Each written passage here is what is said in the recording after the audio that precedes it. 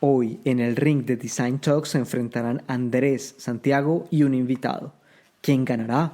¿Acaso habrá un knockout? De hecho, el ganador indiscutible fue nuestro invitado. Y bueno, en realidad no hubo demasiada polémica, pero sí una conversación rica y divertida. Todos somos diseñadores en alguna medida. El diseño es una capacidad humana, solo que algunos lo hacemos peor que otros. Pero si quieres hacerte diseñador, ¿necesitarías pasar por una universidad? Hay opiniones divididas. Algunos dicen que sí y otros que no. Por eso, hoy en Design Talks exploramos esta pregunta con Daniel Sáenz, quien se une a nuestro episodio como co-host para hablar del tema que ustedes eligieron. Con él charlamos de qué significa ser un diseñador, qué consideramos importante y cómo conseguirlo. Bienvenidos a un nuevo episodio de Design Talks, el podcast que habla sobre diseño en español.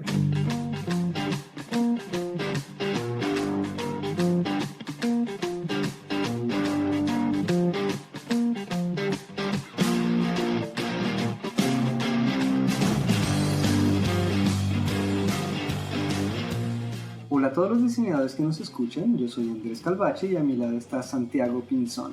Bienvenidos a Design Talks, el podcast que habla sobre diseño en español. Si es la primera vez que nos escuchan, suscríbanse a la plataforma de podcast que prefieran y si no, bienvenidos otra vez más. Hola Santiago. Andrés, lo prometido es deuda. Hoy cumpliremos. Uy, nos estábamos demorando un poco, ¿no? Un poco, pero al fin cumpliremos. Sí, hoy tendremos el episodio del tema ganador de nuestra encuesta, que se acuerdan que la tuvimos hace tal vez un mes. Tal vez un mesecillo, medio, más o menos. No tanto tiempo, hace algún tiempo tuvimos un ganador, ¿no? El tema de Carlos Agudo. ¿Puede alguien hacerse diseñador sin pasar por una universidad? ¿Sería validado por la sociedad? ¿Haría macramé? Estas son las preguntas existenciales que se hizo Carlos y que hoy responderemos. Totalmente, ganó arrolladoramente el tema y hoy estaremos con un invitado muy especial con el que discutiremos este tema que muy interesante, ¿no? Totalmente. Bueno, pero como siempre nuestros saludos a Leandro. Leandro se unió a la familia de Design Talks hace poco, pero está escuchando todos los episodios y está compartiéndolos en las redes sociales. Y Leandro, muchas gracias. Qué chévere que te esté gustando el contenido y mejor aún que lo estés compartiendo. Amigos diseñadores, por favor, tomen el ejemplo de Leandro y compartan. Un saludo para ti, Leandro, y qué pena contigo, ¿no? Y nuestro saludo también muy especial a Bárbara. Bárbara nos escucha desde Brasil y está aprendiendo español con nosotros. Qué terrible, pobre Bárbara. Qué pena contigo también. Es una decisión complicada, Bárbara, pero pues bienvenida, totalmente. Muchas gracias. Somos Design Talks, como siempre, internacional y qué bueno que también en otras lenguas. O sea, estamos pasando la barrera de la lengua, Santiago. O sea, una cosa loca. Total. Bueno, y para el episodio de hoy no vamos a estar solo Santiago y yo, así no los aburrimos. Vamos a tener un co-host. Está con nosotros Daniel Sáenz. Él, ya les contaremos qué hace y nos contará él mismo a qué se dedica en su vida. Es un diseñador que trabaja colombiano, pero que vive en este instante en Madrid. Así es, Andrés. Precisamente charlamos sobre el tema del diseño, de la profesión, de si es posible hacerse solamente trabajando en diseño y también del tema académico, ¿no? A propósito, le recomendamos el episodio 10, donde hablamos sobre diseño y academia. Si quieren profundizar un poquito sobre el tema, nos parece chévere que también se pasen por ahí. Total, bueno. Totalmente. Démosle paso al episodio de hoy, que está muy interesante. Está un poquito largo, pero no se van a arrepentir, de verdad. Escúchenlo que está muy interesante.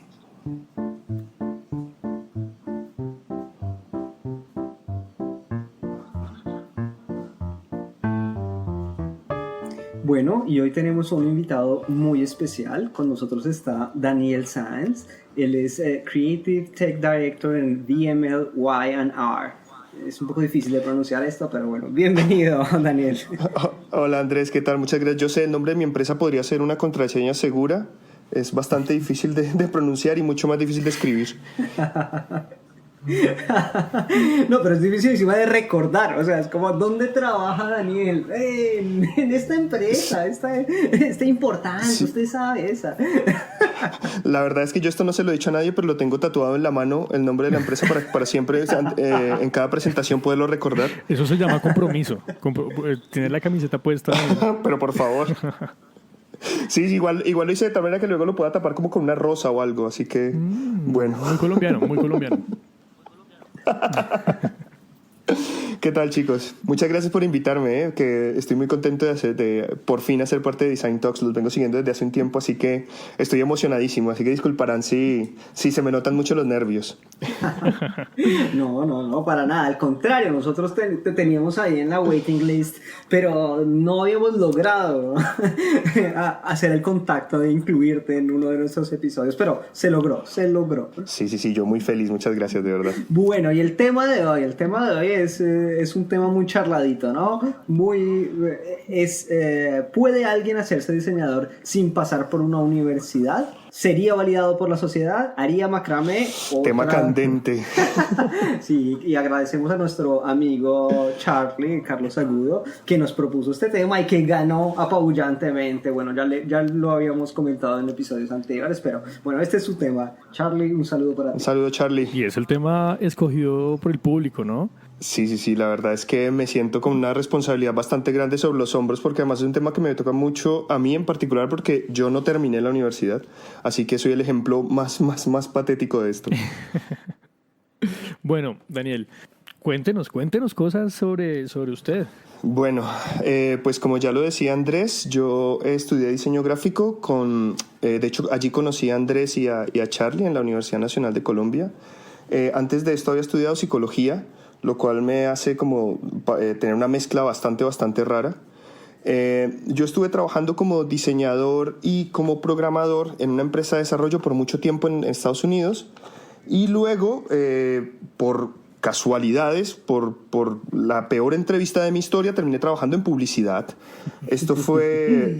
estaba buscando trabajo, alguien sin decirme lo pasó mi hoja de vida a una agencia de publicidad, en ese momento Johan Rubicam, y yo sin saberlo fui a una entrevista. Espérate, ¿cómo así que yo sin saberlo? Alguien me envió, se envió sola, yo no entendí. Andrés, esto es así, cuando uno piensa que el destino existe, esta es la evidencia de que el destino existe. Total. Una amiga que trabajaba en Macan, se enteró que yo estaba buscando trabajo, se descargó de mi página web mi hoja de vida, la envió allí a Johan Rubicam. Ellos me llaman, yo no tengo ni idea qué es Johan Rubicam. O sea, llego en serio, la peor entrevista de la historia de las entrevistas, porque yo llego sin saber ni siquiera de qué es la empresa, y durante la entrevista digo, de manera que esta es una agencia de publicidad. Ay, tan o sea, los chévere. tipos estaban muertos de la risa, pero aparentemente estaban buscando un perfil que estuviera un poco limpio, con la cabeza limpia del mundo de la publicidad. Eso es lo que dicen, por lo menos. Yo la verdad es que creo que simplemente mi carisma arrollador los encantó. Eso sin ninguna duda. Sí, o el hecho de que llevaba unas botellitas de whisky para sobornarles, no sé. Alguna de esas cosas pudo ser. ¿Quién sabe? La mezcla, digamos. Y terminaron contratándome como director de arte. Yo entré a Johan Rubicam como director de arte en el año 2013. Ya hace 6 añitos, y empecé a suplir un hueco que en ese momento nadie se había dado cuenta que existía, y era como la conexión entre tecnología y diseño gráfico. En particular, ellos estaban empezando como a ampliar su portafolio. Johan Rubicam era una agencia muy tradicional, muy de televisión, muy de radio, y querían empezar a hacer web, aplicaciones, empezar como a ofrecer servicios además de productos. Y entonces resulta que yo encajé perfecto en ese tema. Entonces empecé como a crecer dentro de la empresa. Cuando me fui ya tenía pues un cargo muy parecido a que era como director de creatividad digital. Y cuando estaba yéndome muy bien, pues renuncié. Ahora que ya estoy sí. bien, chao. Suele pasar. Mi jefe todavía no me lo perdona. Pues resulta que mi jefe en ese momento era el gran Mauricio Rocha, que es uno de los publicistas más importantes de Colombia. Nos hicimos muy buenos amigos y a él lo llamaron para dirigir la oficina de España, que estaba pasando por la misma transformación. Así que un día me llama y me pregunta si quiero irme a Madrid a liderar el equipo digital allí, el equipo de creatividad digital. Y pues aquí ahora en Madrid. Ya hace 3 años que estoy ejerciendo aquí. Desgraciadamente Mauricio ya salió, lo sobreviví, tristemente. Me hubiera encantado que todavía siguiéramos siendo compañeros. Y nada, ahora más que diseño gráfico, me encargo como diseño de experiencia de usuario, como diseño de información, es un poco más de análisis mi trabajo ahora. Bueno, pero tienes, o sea, todo el background que tuviste a nivel de estudios y bueno, de carrera, seguramente te funciona muy bien, ¿no? Porque la psicología y la user experience están muy, muy, muy conectadas. Sí, total. Yo creo que, de hecho, desde que yo empecé, porque yo entré como en un trabajo de dirección, lo que he intentado es que mi equipo esté lleno de gente que tenga background en ciencias humanas, en antropología, en psicología, en docencia, porque creo que en particular para diseño de experiencia de usuario me vienen muy bien ese tipo de perfiles. Además, por supuesto, de que sean excelentes gráficos, ¿no? Claro, la combinación. Eso es. Claro, y tener esta sensibilidad como de entender a la gente es totalmente clave, ¿no? Para ese tipo de trabajo. Sí, especialmente para entender a mis compañeros de trabajo. Pero, esa es la parte más difícil. Sí. Para entender a mis clientes, a mis compañeros de trabajo y luego a mi usuario. Ese es el simple, el sencillo. Súper. Bueno, muy bien. Daniel, cuéntanos un poco, porque siempre lo hacemos con todos nuestros invitados, cuéntanos la definición personal que tienes sobre el diseño. ¿Qué es el diseño para ti? Bueno, para mí el diseño es una sopa de letras. Para mí el diseño es enfrentarse, como cuando uno se enfrenta a una sopa de letras, es enfrentarse a un aparente desorden y encontrar en ese desorden patrones y encontrar la estética a través de esos patrones y presentarlos luego de una forma en la que no solamente se pueda entender, sino que sea agradable para la persona que lo está observando. Y creo que esa definición abarca todo tipo de diseño. No solamente el diseño gráfico, sino, el diseño industrial, incluso el diseño de experiencia. Esa es la definición que he venido pensando por los últimos 2 meses desde que recibí la invitación, Andrés. Ok, o sea, es nueva teoría, estás desarrollando. Es una síntesis absoluta. Sí, pronto recibirán mi monografía por correo. Gracias por difundir. Súper. Muy alineada también con como el connect the dots, ¿no? El conectar los puntos de Steve Jobs. Sí, total. Por supuesto que Steve Jobs ha sido una inspiración siempre, pero quisiera como comentarles así rapidísimo. Yo conocí una vez una chica que fue una de las primeras que empezó a trabajar en Alexa, cuando el proyecto de Alexa empezó a tomar forma. Alexa, el asistente virtual de Amazon. Uh-huh. Y me gustaba mucho algo que ella decía, y era: yo soy diseñadora gráfica, y de repente me han puesto a diseñar cómo será la experiencia de usuario con un asistente de voz. Y dice, llevo 2 años en los que no he dibujado nada y sin embargo todos los días estoy diseñando. Y por eso me parece que el diseño es mucho más que simplemente plasmar algo sobre el papel o dibujar o imprimir o lo que sea. Creo que eso me quedó sonando mucho y siempre se me quedó en la cabeza. De hecho, cuando se plasma ya hay un gran trabajo hecho antes, ¿no? Cuando ya uno se arriesga a empezar a plasmar es porque hay algo ya configurado por allá. Total. Sí, es como no la última parte del proceso, el pero resultado, digamos exacto. Que no es la primera seguramente. Uh-huh. Bueno, ¿y qué significa entonces para Daniel vivir el diseño? O sea, ¿qué significa ser diseñador para Daniel? Para mí es resolver problemas. Yo siempre lo he visto así. Para mí es... Yo siempre que me enfrento a cualquier problema, incluso cuando es un problema de diseño gráfico, siempre lo enfrento desde el problema, desde cómo... ¿Qué es lo que va a experimentar mi usuario? ¿Qué problemas tiene y qué puedo resolver yo a través del diseño? Siempre empiezo por esa parte. A mí me gusta mucho, una de las cosas que hago con mi equipo es, cuando estamos, todos los lunes cuando hacemos nuestra reunión de tráfico, lo que les pregunto es, díganme algo este fin de semana que les haya enojado, algo que les haya frustrado, porque me parece que es importante empezar a pensar desde el problema, desde qué podemos hacer para resolverlo. Y eso aplica para todo. Si tengo que diseñar una web, vale, ¿qué es lo que está pasando? ¿Por qué viene mi usuario a la web? ¿Qué quiere encontrar? Ese es el problema. Y a partir de ahí empiezo a diseñar una solución. Entonces, para mí siempre desde el problema. De acuerdo, esto nos ayuda a meternos de lleno en nuestro tema del día, ¿no? La respuesta a la pregunta de ¿puede alguien hacerse diseñador sin pasar por la universidad? Para Daniel es sí, no, ¿por qué? A ver, la respuesta es sí. Lo que pasa es que tiene un... Ese sí lleva un asterisco gigantesco. Porque si bien yo no terminé la universidad, para mí el paso por la universidad fue esencial.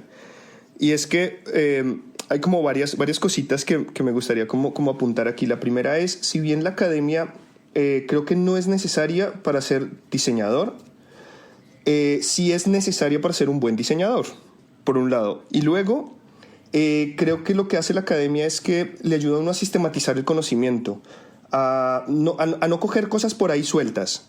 Que esto lo he experimentado yo mucho trabajando en publicidad, porque como les dije, yo no tengo cero background publicitario. Yo cuando llegué por primera vez a trabajar en publicidad no tenía ni idea qué era, no sé, qué era BTL o qué era ATL, no tenía ni idea. Y tuve que irlo aprendiendo, y ese aprendizaje fue lento. En diseño puede ser lo mismo. Si uno no ha pasado por la academia, ese tipo de conceptos que sí que tiene que entender, le van a costar mucho más. Entonces, primero va a ser un proceso mucho más lento, y segundo... en ese mismo sentido, hombre, entre más tiempo uno dedique a aprender conceptos básicos, pues menos tiempo va a dedicar a hacerse bueno. Entonces, sí puede uno ser diseñador, pero no puede ser un buen diseñador sin pasar por la academia, digo yo. Super Santiago. Sí, no, ¿por qué? Yo diría que claramente sí, pero... yo digo que no mentiras. La academia... Muy bien, empezó la polémica. Sí, señor, el picante de Andrés. Caramba, acabo de meter una expectativa que no voy a ser capaz de... No importa. Bueno. Ya tenemos material para el intro para... Uy, ok. Yo diría que la academia lo que hace es abrir la mente, ¿no? La apertura mental, el observar como todas las posibilidades que pueden llegar a tocarse desde el diseño. Es como los puntos clave de la academia. Muchas veces el hacer, De acuerdo. pues es la mejor escuela, pero también el hacer muchas veces cierra las perspectivas. Entonces, lo más importante de la academia es como tener esa universalidad en la cabeza y esa visión amplia del potencial que puede llegar a tener la disciplina. Me parece más por ese lado. Por eso es el mejor aprendizaje es complementar el asunto académico con el hacer, ¿no? Porque el hacer y la experiencia es totalmente clave también. De acuerdo. Sí, o sea, como hacerlo paralelamente, quiere decir. Pues usted. digamos que mi experiencia personal fue muy así, ¿no? Pero digamos que para mí ha sido lo ideal y me ha permitido tener unos aprendizajes enormes. En paralelo, pues muchas veces se puede, muchas veces no, pero digamos que hacer y estudiar al tiempo siempre como que uno mantiene la cabeza, se siente diferente cada cierto tiempo, ¿no? Y eso es fundamental. Claro. De acuerdo. Y ustedes me preguntan a mí o yo le digo así, no, normal. Andrés, para ti, por favor. Estamos ansiosos por escuchar tu respuesta. Gracias. No, mentira. A ver, no. Yo, de hecho, por eso decía que no podía mantener la promesa, porque estoy de acuerdo. No creo que un título, sobre todo un título, no sirva para definir si una persona es o no un diseñador. Luego podemos hablar un poco de qué significa el título para la sociedad, para quien te contrata y etcétera, pero digamos que de base diría que no se necesita el título. Creería que sí, es posible ser un diseñador sin pasar por una universidad, pero lo que no puede suceder es ser un diseñador sin estudiar y sin aprender, digamos, un poco de la teoría que está detrás de la disciplina, ¿cierto? porque creo que de otra acuerdo. manera lo que sucede es que se refuerza el concepto de digamos, de la tecnicidad del diseño, ¿no? De el saber hacer algunas cosas, ser capaz de manejar ciertas herramientas, crear cierta tipología, por ejemplo en el tema gráfico o el modelado 3D para Sí, claro. los diseñadores de producto, ¿no? Que se quedan en, digamos, la superficie y no en las razones de por qué Claro. se puede crear o se debe crear el producto, el producto de comunicación, el producto físico, ¿no? Entonces yo diría, no sin estudiar, no sin aprender la teoría, no fácilmente, porque, digamos, no es que se puede hacer en media hora. Hagamos un curso rápido acá en Design Sí. Talk. Prometamos, después de este episodio usted va a ser un diseñador, pero bravo, o sea, duro. Era lo que yo esperaba cuando escuchaba el podcast, chicos. Ah, Ay, caray. Andrés. Andrés, un momento incómodo más para Design Talks. Ah, bueno, mentira, muchas gracias, chao. Pero ahí... Dime, No, Daniel, perdón, por favor. Santiago. No, lo que quería era, es que hubo algo de lo que dijo Andrés que me parece muy importante y es sobre la teoría que hay detrás del hacer, ¿no? Y es que creo que cuando hablamos de academia, aquí hay algo bastante complejo y es que academia pueden ser muchas cosas diferentes porque no todas las academias son iguales y no en todas se enseña diseño gráfico de la misma forma. Ese es un excelente punto. Por ejemplo, en España, yo lo que he notado es que cosas que para mí eran esenciales por el tipo de educación que tuve, como la semiótica, pasan de lado. O sea, la teoría que hay detrás del símbolo, del signo, de la importancia no les interesa en lo más mínimo, pero les interesa, se enfocan más en la estética que digamos, en la teoría. Mientras que para mí era esencial la teoría. Nosotros, y Andrés no me dejará mentir, pero a nosotros no nos enseñaban a usar programas. Para nada. Lo que nos enseñaban era a pensar Exacto. en el símbolo, en el signo, ¿sabes? En lo que uno estaba por plasmar. Entonces, la academia pueden ser muchas cosas, ¿no? Pueden ser desde una escuela en la que aprendes Photoshop hasta una escuela como la que tuvimos la suerte de tener nosotros. Claro, porque digamos que ahí Andrés sabría el tema del aprender a pensar y el aprender a hacer, ¿no? Entonces, digamos que lo ideal en una escuela sería aprender a pensar, porque el tema de hacer es algo muy de repetición, ¿no? Entonces, no sé, el tema técnico Total. ya se perfeccionará, ya por el lado de uno, ya uno puede ir haciéndolo, pero el tema de aprender a pensar necesita, obviamente, un contraste, un debate, ¿no? Un otro que te diga, bueno, De me acuerdo. parece, no me parece, va a funcionar, o sea, la investigación como tal, ya. Entonces, a nivel académico, lo ideal sería encontrar una escuela que, digamos que fomente esas dos áreas, pero sobre todo el aprender a pensar, ¿no? Lo que decía Daniel, digamos que, Total. de que yo no puedo ser un diseñador, por ejemplo, gráfico, si yo no tengo claro por qué estoy empleando estos colores, por qué estoy empleando este tipo de comunicación, por qué estoy haciendo lo que estoy haciendo. No me puede salir, digamos, que tan de la nada, ¿no? Muchas veces sucede, pero ser consciente del proceso creativo y de qué estoy buscando yo y por qué estoy empleando ciertas herramientas, pues es totalmente clave, sobre todo para ser un buen diseñador. Sí, yo de hecho tengo una anécdota sobre ese tema muy reciente. Nosotros estábamos trabajando para la Asociación Española de Oficinas, que es como... ellos son dueños de muchos de los inmuebles de Madrid, que se utilizan de forma comercial, como el 70%. Son una empresa gigantesca. Y ellos tienen un evento que hacen anualmente. Y ese es el evento más importante porque es para inversionistas y es un rollo bastante importante. Y nosotros tenemos un par de chicas de República Dominicana, 2 directoras de arte muy junior, muy buenas, muy jóvenes, que están así, recién saliditas del horno. Sí. Y a ellas les encargamos hacer la gráfica de la... Sí, recién. Les encargamos hacer el logotipo del evento y luego las invitaciones. Y ellas lo que hicieron fue algo estéticamente muy bonito, muy moderno, se inspiraron como en festivales de música, pues porque era lo que tenían en la cabeza. Claro. Pero luego cuando fuimos a la reunión... el cliente, que además es un tipo muy inteligente, nos dijo algo, pero así, lo primero que dijo es, esta gráfica que es muy moderna y que no sé qué, dijo, esto no somos nosotros. Y dijo, nosotros somos Bauhaus. Así, de entrada. Wow. Y con eso nos solucionó, así, nos resolvió todo el problema de diseño con una sola frase, Claro. ¿sabes? Digo, Nosotros somos Bauhaus, ya. Con eso todo quedó resuelto. Bueno, pero es un ejemplo. Un nivel avanzadísimo, o sea, un cliente súper educado. O sea, que me den ese cliente. O sea, necesito que todos los clientes sean así, por favor. La verdad es que es un personaje increíble. Yo le tengo mucho cariño. Maravilloso. Pero es un ejemplo claro de cómo ellas en vez de pensar en qué significaba el cliente, qué representaba el cliente, o en ver quiénes eran, a quiénes iba dirigido el evento, porque por supuesto era para gente de 50, 60 años, multimillonarios, se enfocaron solamente en la estética. Claro. Ese es un gran ejemplo de cómo fallaron por fijarse únicamente en la estética, creo yo. Claro. Ya luego otro equipo lo retomó sabiendo que eran Bauhaus, y el resultado pues fue una maravilla.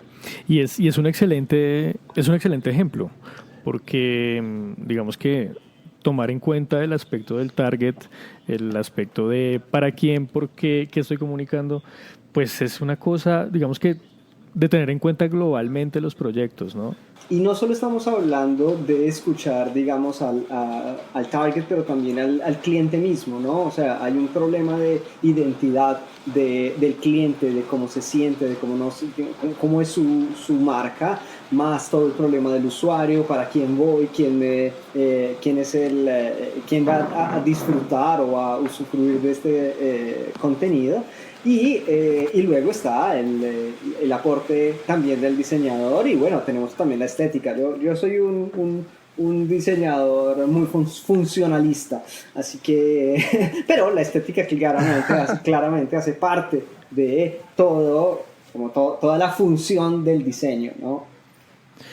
De acuerdo. Sí, yo he notado un montón, ahorita que Daniel pone ese ejemplo, que los diseñadores, ahí sí como dice Daniel, salidos del horno, ¿no? los que están empezando, muchas veces quieren verse a través de, ¿no? Y como que es muy importante que sea la pieza para ellos muy bonita, pero muchas veces no se comprende que el diseño se debe a la causa del diseño, entonces se debe a la necesidad del cliente totalmente.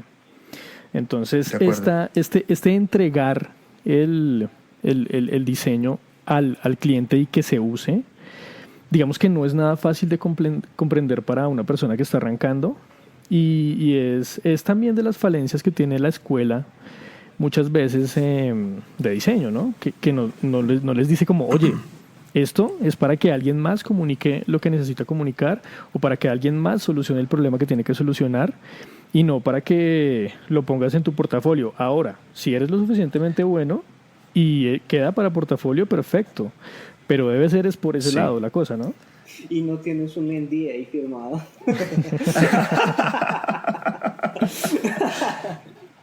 Yo siempre he pensado que nosotros tuvimos una vez una discusión que no es exactamente esta, pero la voy a tocar levemente, y es si para ser diseñador hay que dibujar. y a mí me parece que no, obviamente no, porque en últimas como esto se trata de resolver problemas, si mi problema requiere que se haga un dibujo, por lo que sea, pues ya encontraré una persona que dibuje, que sea muy buena estéticamente para que lo haga, pero mi trabajo no es necesariamente ese, ¿sabes? No, aunque yo no sea capaz de plasmarlo, si entiendo el problema y puedo resolverlo y sé cómo resolverlo, creo que esa es la labor del diseñador, más que luego ponerlo bonito en el papel, que somos además muy buenos en hacerlo, pero creo que para mí es más importante la primera parte, la parte de resolver el problema. De acuerdo, y ahí me colego, porque toquemos un tema antes de ir a la pausa, sobre lo que hablábamos de la academia, ¿no? Y del rol de la academia. A mí me parece que algunas veces le damos demasiado palo a las expectativas y a lo que debe hacer la academia, ¿cierto? Sobre todo en la parte del design, porque pareciera que una persona que estudia y que sale de la escuela de diseño debería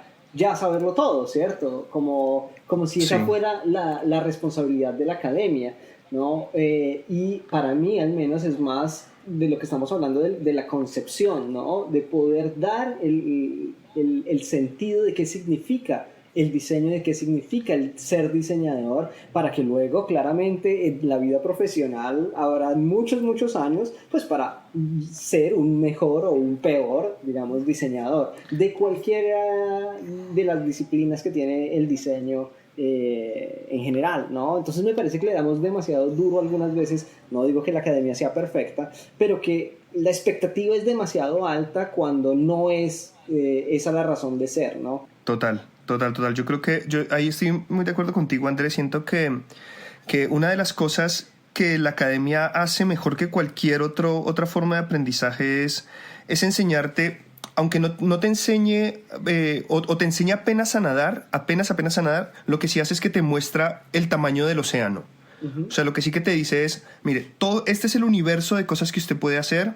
Estos son todos los elementos que usted tiene a su disposición. Usted tendrá que aprender a manejarlos y durará toda la vida aprendiendo. Porque el diseño va cambiando también y la estética va cambiando.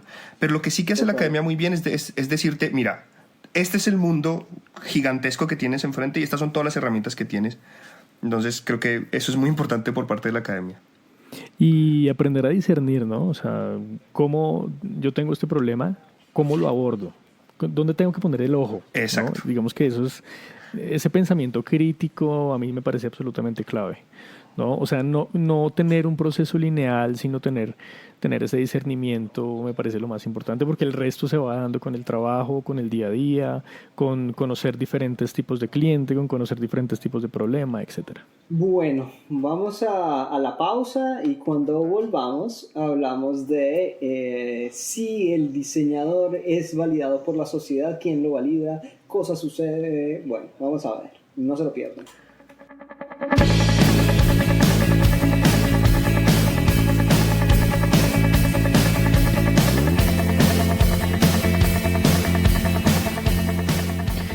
Continuando con nuestro capítulo de hoy, seguimos hablando sobre si alguien puede hacerse diseñador sin pasar por la universidad. Vamos a ver si haría macramé o tal vez, no sé, tomaría otros caminos.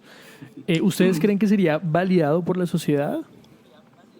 Empecemos por Daniel. Bueno, esa es una pregunta bien interesante, porque creo que la forma en la que se percibe al diseñador es bastante distinta de un grupo a otro. Entonces, y esto es un rollo súper delicado, pero es que creo que todos hemos pasado y todos hemos escuchado el chiste de mi sobrino podría hacer esto por 3 pesos, que es una forma en la que la sociedad nos está diciendo que el trabajo de diseñador está muy, digamos, subestimado. En algunas partes, ¿no? Yo desde que llegué a Europa creo que está menos subestimado de lo que está en Colombia, por ejemplo, pero sigue siendo como un poco validado. Lo que ocurre es que en últimas termina siendo, el diseñador termina convirtiéndose como en la persona que sabe manejar la herramienta. Entonces, es que mi sobrino es diseñador porque él tiene Photoshop instalado en el computador. Si es así, pues hombre, cualquiera puede ser diseñador. Por supuesto. Pero de lo contrario, si se toma en serio el trabajo de diseñador, y como ustedes y seguramente los oyentes saben qué tan importante es, pues creo que la academia sí que pone una medallita, ¿no? Pone una medallita de vale, este tipo es bueno.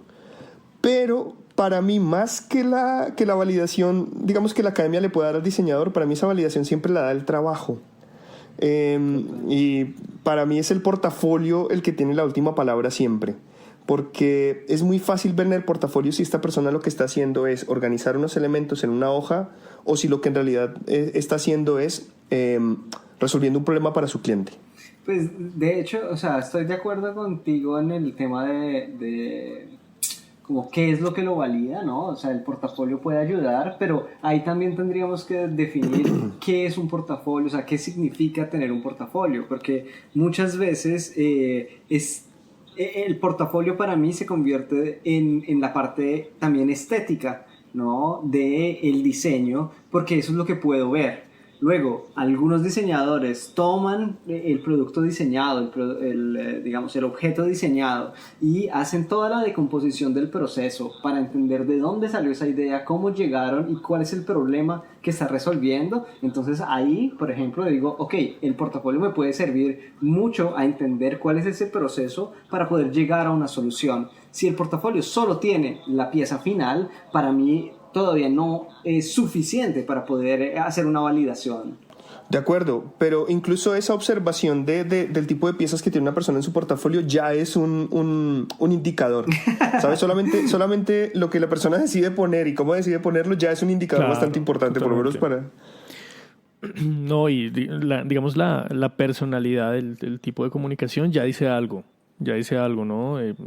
Cuando uno empieza a ver hojas de vida y portafolios de diseñadores, uno ya de alguna manera va comprendiendo un poco, digamos que ya en qué etapa están, ¿no? Como qué cosas comprenden ya, qué cosas todavía están por comprenderse, porque indudablemente si algo tiene la profesión del diseño es que se va depurando como cierto lenguaje, cierta manera de hacer y ver las cosas, ¿no? Sí, yo quería hacer una pequeña reflexión y es, nosotros utilizamos varias palabras para referirnos a lo que en conjunto es una persona que se dedica al diseño gráfico.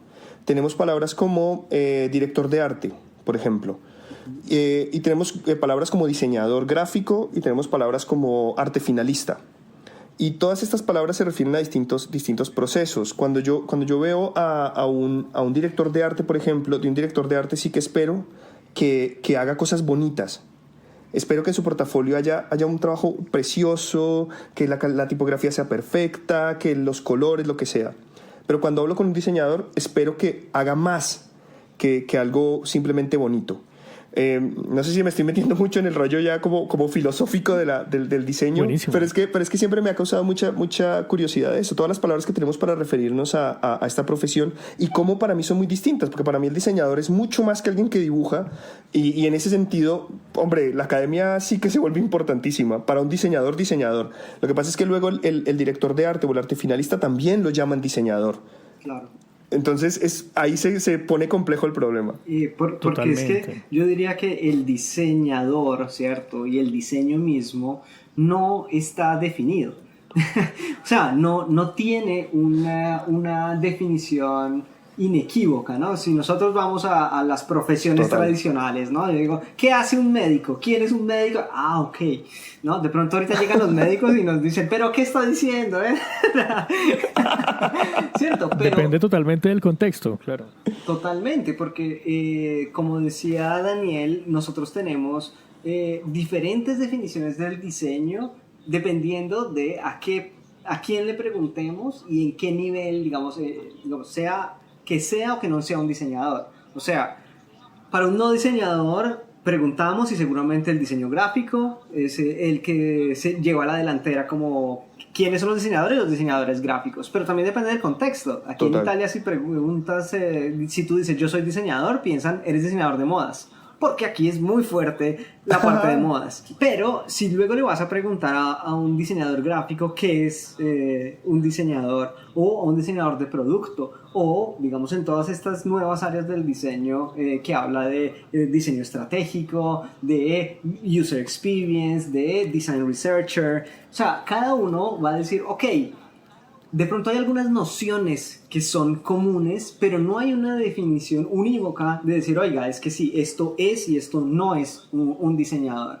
Entonces yo creo que ahí también, depende de con quién estemos hablando, que empezamos a hablar de, ok, ¿puede ser definido o no puede ser definido como un diseñador? Total. Es que creo que esa es la verdadera pregunta sobre la validación por parte de la sociedad, porque si uno habla con una persona de a pie, es lo que tú dices, la noción es muy distinta, no solamente de una persona a otra, de la relación que tenga contigo, porque puede ser tu cliente, puede ser tu compañero de trabajo, puede ser tu jefe, sino además de la cultura en sí misma. Es lo que tú dices, en Italia es una cosa, en España es otra, en Colombia es otra. Entonces, por eso es tan importante este ejercicio que hacen ustedes de preguntarle a cada uno de los entrevistados qué es para ellos el diseño, porque en últimas no hay una sola definición. Creo que al final deberían hacer ustedes un gran diccionario con todas estas definiciones vacaciones. Creo que ese va a ser como un gran proyecto final. Buenísimo, buenísimo. Cuando se cansen del Espérate, podcast. ¿ya estás terminando nuestro podcast, Daniel? Pues sí. No, yo estoy viendo para allá el año 2060. Me encanta la idea. Me encanta. Sí, muy chévere, gracias.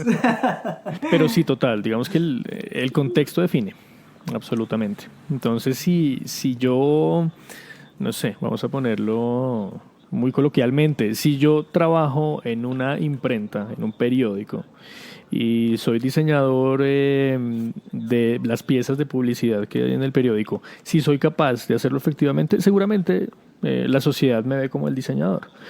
Pero si soy el mismo con esas habilidades y necesitan diseñar experiencia en el gobierno y no logro comprender el proceso y no logro comprender el problema, ahí, por ejemplo, seguramente ya no soy diseñador, ¿no? Entonces es totalmente una cosa de perspectiva. De acuerdo. Y luego empieza, o sea, hay tantísimos matices. Nosotros tenemos gente que es diseñadora de bases de datos.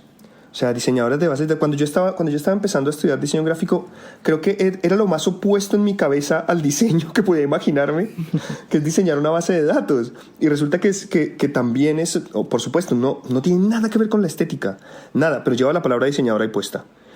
¿Sabes? Y ahora está muy... Nosotros hablamos de diseño de experiencia. Y diseño de experiencia es el tema de moda ahora en la agencia. Y es lo que más nos compete ahora.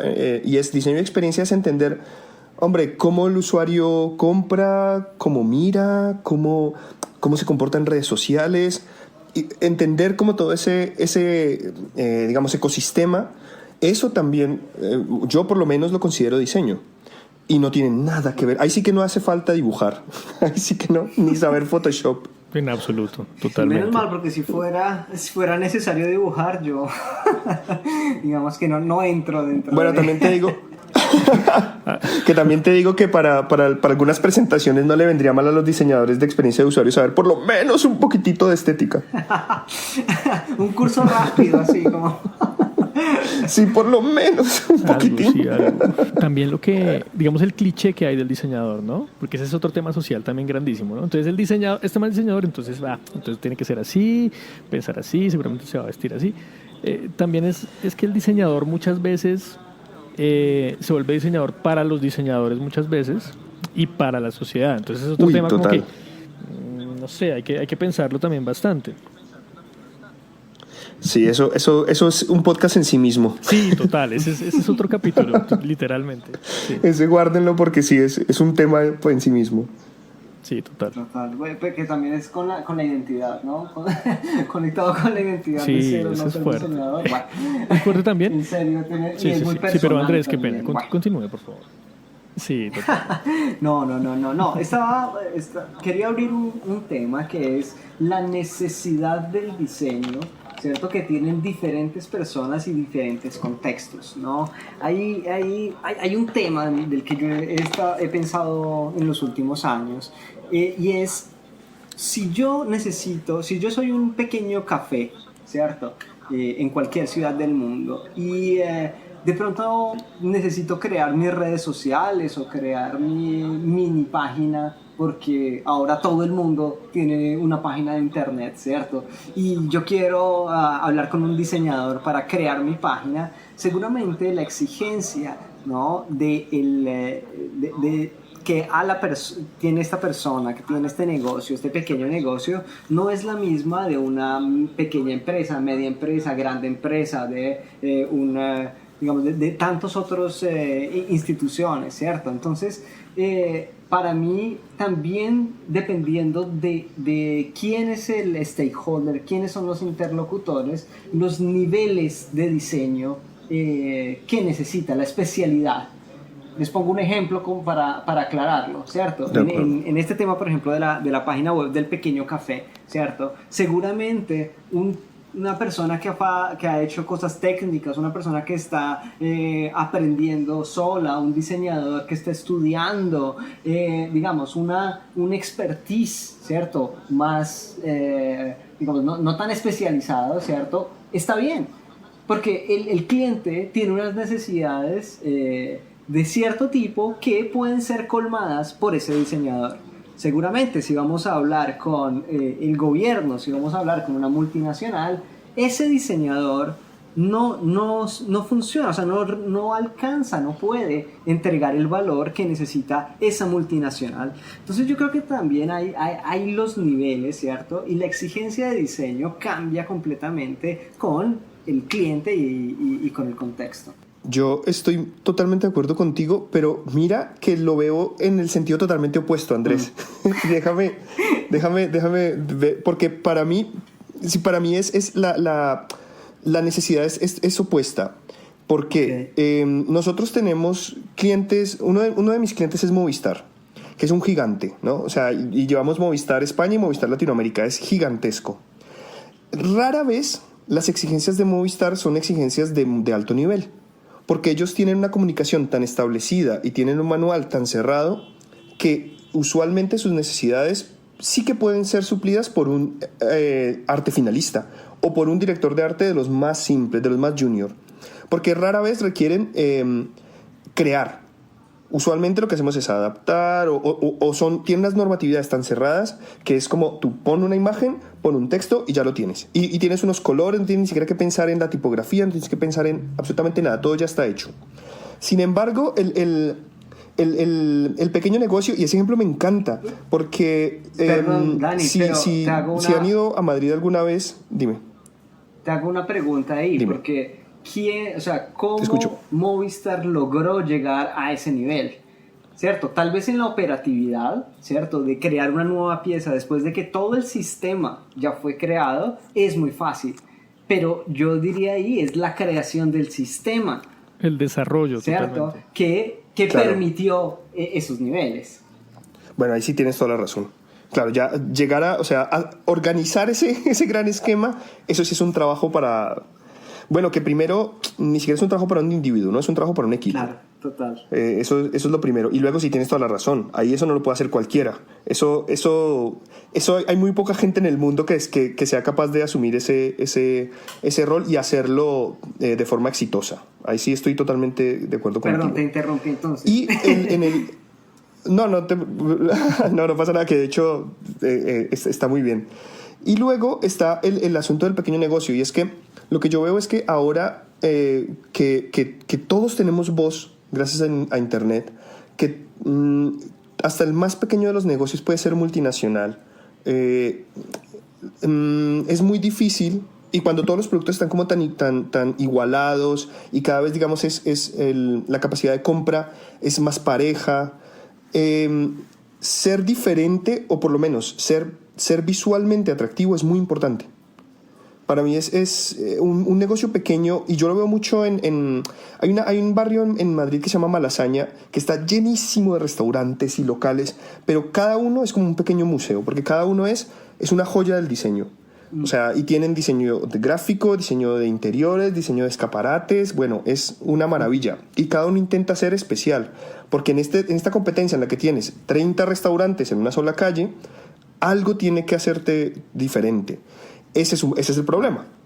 Es un problema que se resuelve desde el diseño, de muchos tipos de diseño: diseño industrial, diseño gráfico, diseño de interiores, incluso diseño de modas, de todo tipo, para lograr darle una identidad lo suficientemente potente como para que ese negocio también, digamos, resalte, y eso pues se traduce en ventas, obviamente. Genial. Que en últimas es de lo que se trata. Claro. Entonces, creo que para los pequeños negocios también es muy importante tener a un diseñador o un equipo de diseñadores. Luego, de los que han pasado por la academia, luego, si caramba. si los pueden pagar, ese es otro de los problemas.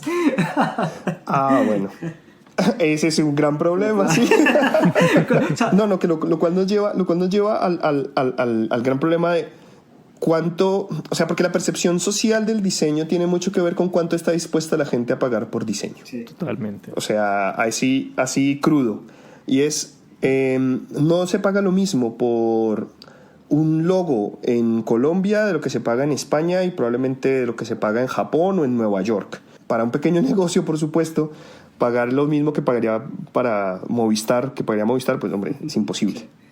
Sí, total. Y ese es también un tema para otro para otro episodio, ¿no? El Es valor económico del diseño, ¿no? Sí. Sí. Eso es un berenjenal. Pero digamos que ahí salen un par de cosas interesantes y es que, por ejemplo, para el negocio pequeño lo que necesito es llamar la atención, ¿no? Entonces el valor estético, digamos que irme con la tendencia, etcétera. Pero para el negocio grandísimo o para el cliente gigante como Movistar, por ejemplo, la funcionalidad va hacia mantener, ¿no? Hacia ponerte sobre mi barco, que es grandísimo, pero ubicarte, ¿no? Entonces, digamos que entender esa necesidad es lo que hace que un diseñador sea funcional o no, ¿no? Entonces, digamos que es como Total. la parte clave ahí. Sí, el problema es muy distinto, es que tú lo has dicho, yo ya tengo un montón de audiencia cautiva. Ya no se trata de decidir, miren, mi logo va a ser más bonito. No, se trata de, ahora, ¿qué digo yo? ¿Cómo quiero que me vean? Y eso tiene mucho que ver con, en el caso de Movistar en particular, tiene que ver con, vale, ¿qué queremos ser? ¿Queremos ser una productora de televisión? ¿Queremos ser una compañía de telefonía? ¿Queremos ser una tecnológica? ¿Cómo lo cuento a través de mi comunicación? Es un problema mucho más grande, ¿de acuerdo? Bueno, vamos a la siguiente pregunta porque se nos está alargando el programa y el tiempo es corto. Pero Andrés, no es una pregunta, es la mini guía de cómo convertirse en diseñador sin pasar por la universidad. Unos tips. Daniel, por favor, unos tips y Andrés. De acuerdo, porque dijimos que no era necesario, entonces ahora, listo, bueno. Sí, dijimos que no. Así que, facilísimo, 5 puntos. Exacto, 5 puntos, digamos 5 puntos. Así, si te despertaste hoy y dijiste, ¿sabes qué? Yo creo que la próxima semana quiero ser un diseñador. Sí. ¿Qué tengo que hacer? Entonces sigue la mini guía. Además de aprender macramé, como lo decía Carlos Agudo en su pregunta. De pronto es más fácil macramé. Entonces, el primer paso es comprar.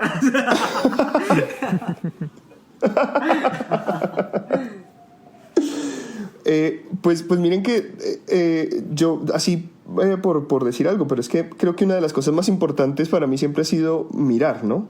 Yo digo que uno no puede ser diseñador sin ser boyerista. Es que uno tiene que tener el mundo metido en la cabeza. Uno tiene que mirar todo el tiempo. Mirar, leer. Creo que para mí eso es lo más importante, ¿eh? O sea, así. Yo sé que no vamos a hacer, quizá no hagamos los 5 pasos, pero eso para mí es esencial. Total. Y una cosa muy importante que también enseña la academia, pero que creo que la gente más avispada lo puede entender, y es que uno tiene que ser muy consciente de cuáles son sus referentes. Porque sus referentes no pueden ser lo que tiene al lado. O sea, mi referente no puede ser mi compañero de trabajo. Mi referente no puede ser la competencia de la marca para la que estoy trabajando. Mi referente tienen que ser los grandes maestros. Mi referente tienen que estar lo más arriba posible. Yo no me puedo conformar con lo que tengo en mi ecosistema. Eso para mí también es muy importante. Otras industrias, o sea, tomar inspiración que no sea directamente colegada, relacionada, sino de todo tipo, ¿no? La inspiración puede venir desde la naturaleza hasta el competitor en algún momento, pero también desde la medicina, como estábamos diciendo. Por supuesto. Y esto tiene este trasfondo del desarrollo de la sensibilidad, ¿no? Si uno no se toca, no se vuelve sensible de ciertas maneras. Santiago. Andrés, disculpa. O sea, viene el llanto. No sabía que iba a hacer este tipo de podcast. Bueno, vamos al segundo punto, número 2. Número 2. Bueno, de hecho, yo estaba escribiendo en Google, ¿no? ¿Cómo hacerse diseñador sin tener un grado o sin pasar por la universidad? Y me encontré algunos, digamos, como artículos y guías donde hablaban sobre todo, y esto me preocupó para los diseñadores gráficos y los diseñadores de modas, que son estas dos las disciplinas del diseño de las que aparecen los artículos. ¿Quiero ser diseñador gráfico? Ok, guía en 5 pasos. Y también de modas. Entonces, bueno, me encontré esto y me di cuenta, bueno, hay muchos consejos sobre practicar, ¿cierto? Sobre dibujar, o sea, hacerlo una práctica de todos los días para mejorar la técnica, estudiar técnicas, y algunos también hablaban de estudiar teoría, ¿no? Estudiar teoría de la forma, estudiar, en el caso, por ejemplo, del diseño gráfico, de la forma, del color, de tipografía, poco. Eso es difícil, eso es muy difícil. Hombre. Pero sí, principalmente eran digamos, dilemas estéticos y de forma. Entonces es como Google, el que todo lo sabe, nos aconseja mejorar la técnica y el estilo. Para mí siempre ha sido, lo voy a poner como un puntito más ahí, para mí siempre ha sido importante ponerse en el lugar de tu usuario final, como intentar alejarse un poco de su propio proceso creativo, y eso suelo hacerlo a través de simples encuestas. O sea, simplemente preguntarle a una persona, oye, ¿qué te parece esto? O tú cómo lo ves, o en mi caso que tengo que hacer mucho diseño de experiencia de usuario es, utiliza esto, a ver qué pasa.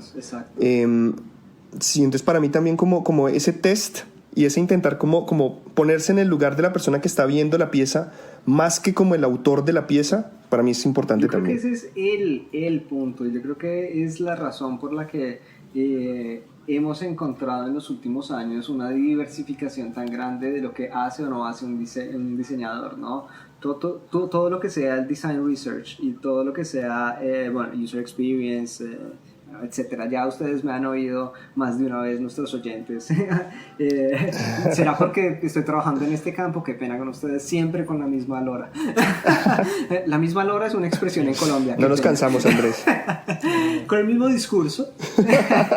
Daniel, imagínese a mí. O sea. Ya no puedo más, ya estoy en el límite. Sí, o sea, ya lo he dicho. Bueno, no, pero es exactamente lo que tú dices, Daniel, que nosotros como diseñadores muchas veces nos hemos olvidado completamente de quién tiene que usar nuestro producto diseñado, y no hablamos, no los entendemos, no estudiamos. Entonces por eso, aunque parece algo incluso obvio, ¿no? Porque es como, ay, pero ¿cómo hago para entender si esto funciona o no? Pues vaya y pregunte, antes, después, haga un prototipo, haga un segundo prototipo, converse con las personas, profundice en entender cuáles son los problemas y si las soluciones que se está creando como diseñador, cualquier tipo de diseñador, desde la comunicación hasta el objeto físico, hasta el servicio, puede ser prototipado, y no solo puede, debe ser prototipado para poder mejorarlo y saber si estamos logrando esto de mejorar la vida de las personas de alguna manera, ¿no? No podría estar más de acuerdo. Es que esta parte del audio la voy a llevar a mis chicos allá en la oficina, porque es exactamente eso. Bien, gracias, Dani. Totalmente clave. Bueno, Dani, cerramos siempre el episodio con consejos, ¿sí? Así que como tú eres nuestro co-host invitado del programa de hoy, esta parte te toca a ti. ¿Y de qué se trata? Aquí estamos hablando de ser diseñador, tengámoslo así, a alto nivel, sí. ¿Cierto? Y es como 3 cosas por las que tú no le recomendarías a las personas ser un diseñador, y 3 cosas por las que tú dices, sabes, esto es lo mejor del mundo. Bueno, a ver, pensemos por las buenas, porque a mí este trabajo me apasiona. Espérate, pero es que si empiezas por las buenas, cerramos el capítulo con la parte negativa. No, entonces vamos con las malas, ¿qué diablos? Empecemos con las malas. Sí, por favor. Yo siento que la primera parte negativa es de lo que hemos venido hablando durante todo el tema, y es hay mucho desconocimiento sobre lo que es la profesión. Entonces, incluso aunque uno se ponga la medalla de diseñador gráfico o de diseñador de lo que sea, siempre va a encontrarse con un mar como de... O sea, va a tomar un tiempo saber cómo pilotear este barco. Claro. Eso es como lo primero, y eso puede ser frustrante. Entonces, esa es como la primera negativa, pero es algo temporal. Tranquilos, pasará. Mejorará. Luego también me pasa que es dificilísimo explicar, no sé si sea una parte negativa, pero yo creo que todavía me resulta difícil explicarle a mis papás qué hago yo. O sea, ellos se quedaron como en mis dibujos del colegio, probablemente. Entonces, ¿Qué hace Daniel? No, él está en España y hace cosas, o sea, diseñador, cosas. Sí, a ver. Y ahora cuando uno está en una cita con una chica que no tiene ni idea del tema, pues bueno, también es un desafío. Además porque hay como un poquito de estereotipo y yo personalmente soy un cliché andante así con gafas de pasta y camisetas de dibujitos. Entonces sí, no un es poco, lo que tú crees, un poco no es lo cliché. que te... Ok, sí es. Sí, hay que decirlo con mucho tacto. Espero que no se te rompa el corazón, pero es que soy diseñador. Entonces, ese digamos que es un punto negativo. Y luego hay mucha competencia. Ese va a ser mi tercer punto. Este es un mundo en el que cada vez hay más, y especialmente hay mucha gente porque es muy fácil ponerse el título de diseñador. Aunque la persona que se lo ponga no esté muy segura de qué significa ser diseñador, hay muchísima competencia. Eso significa que para poder ganarse la vida en esto y ser exitoso, hay que trabajar duro. No basta con tener un ordenador con Photoshop, para nada. Esto hay que ganárselo. Entonces eso también puede ser frustrante. Ese es como mi tercer punto negativo. Hay muchísima competencia, es un mercado bastante competido, hay que lucharlo. Totalmente. Vamos con los positivos. Ahora sí. Vale. Uy, menos mal, estaba preocupado por los negativos, pero vamos. Y así que te cogimos fuera de base, qué pena. Sí, qué pena, Daniel. Eso está bien. La improvisación se me va muy bien, salvo que sea por ahí en stand-up comedy. Entonces, para lo positivo está lo que más a mí me parece que uno aprende mucho. En el diseño uno aprende muchísimo de muchas cosas. Yo creo que lo más interesante que me ha pasado a mí en la vida es meterme a esta profesión, porque sé de tantas cosas, desde cómo funciona eso, la telefonía móvil, hasta cómo funcionan, no sé, el mercado de los carros en Europa. O aprendo sobre neurobiología. Uno tiene que aprender de tantas cosas por cada proyecto que tenga.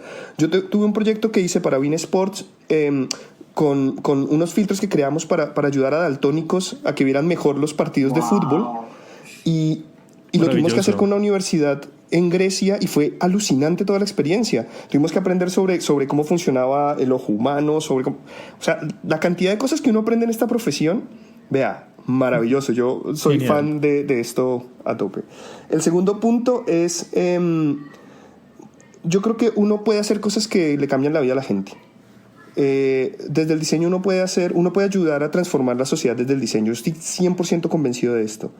Desde la forma en la que uno hace más legible un texto para personas que no puedan leer, por ejemplo, un texto no, una gráfica, o desde la forma en la que uno señaliza un lugar, o por ejemplo con este ejemplo de los daltónicos, uno sí que puede hacer del mundo un lugar mejor a través del diseño. Que suena muy, muy noble, pero estoy convencido. No, lo es. Nadie me va. De hecho, esa es parte de mi definición personal del diseño. Así que sí. Es que, hombre, total. Y por último, esto es una gozadera. O sea, uno se la pasa muy bien. El proceso de diseño es divertido. Uno se pone su música, empieza a rayar, empieza a probar, empieza a mirar. Y esto es divertido. Yo siento, hay jornadas de trabajo que a mí se me pasan, y yo no podría estar no podría sentirme más afortunado de tener un trabajo como el que tengo, porque es de mucho disfrute. Entonces, y en últimas, pues hombre, ¿qué es mejor que ganarse la vida pues con algo que uno disfruta, ¿no? Totalmente. Y esos son mis Genial, 3 puntos. lo comparto totalmente. Genial, muy chévere. Difícil, ¿eh? Difícil de los 3 puntos, chicos. Sí. Sucede. No, pero muchas gracias por todos tus consejos. Estoy muy de acuerdo también, los comparto, y de hecho tu improvisación estuvo perfecta, mira eso. Me debo a mi público, gracias. Y nosotros nos debemos a nuestro público, así que muchas gracias a todos ustedes por seguirnos y por escuchar. Esperamos que este episodio les haya dejado muchas enseñanzas y muchas cosas interesantes en las cuales después profundizar, o bueno, de pronto si no sabían si ser diseñadores o no, vea, aquí pueden decidir no ser diseñadores. No, mentira. Dani, muchas gracias por este episodio. Santiago, Andrés, muchísimas gracias a ustedes. De verdad me siento muy muy afortunado de estar aquí. No, Daniel, nosotros muy afortunados y pues qué pena por todo, ¿no? Hombre, sí me la pasé buenísimo. Bueno, muchas gracias por seguirnos. No se olviden de compartir este episodio en las redes sociales, sobre todo este episodio porque este es perfecto para los no diseñadores, así que compártanlo a sus amigos, a sus conocidos, colegas, enemigos, a todo el mundo y también síganos en nuestras redes sociales a la abuela, al vecino y suscríbanse a la plataforma de podcast que prefieran para escucharnos. Nos vemos dentro de 15 días con un nuevo episodio de Design Talks. Chao. Chao. Tras una puerta escondida, tapada con una sábana, oculta tras la cortina, callado sin respirar. No quería Andrés, ¿estás ahí? Hola. Andrés está muriendo. Creo que perdimos a Andrés. Sí, no, la magia de la edición disimulará este impasse. Andrés. Maravilloso.